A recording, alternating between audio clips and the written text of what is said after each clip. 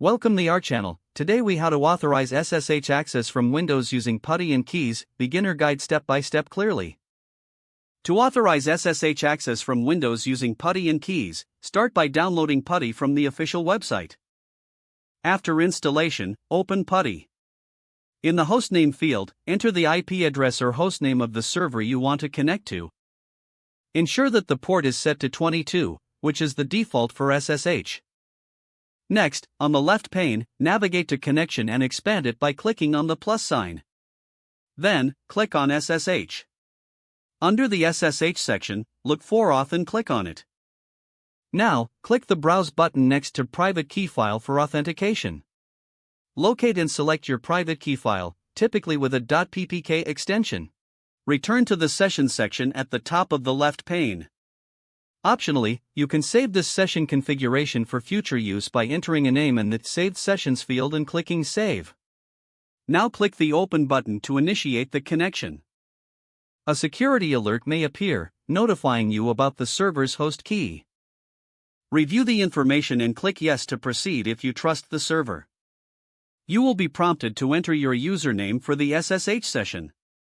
Type your username and press Enter. You should now be successfully connected to your server via SSH using PuTTY and your private key. To end the session, simply type exit in the command line and close PuTTY. If the page does not load, refresh the browser or try again in a private or incognito window.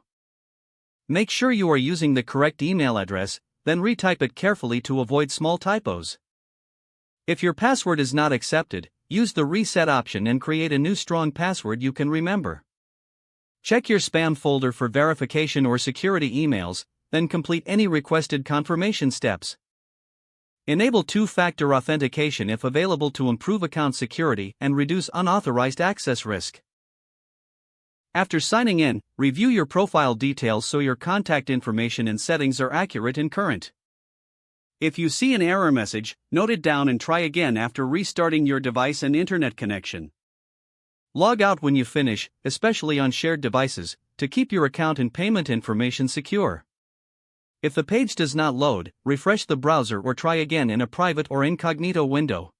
Make sure you are using the correct email address, then retype it carefully to avoid small typos.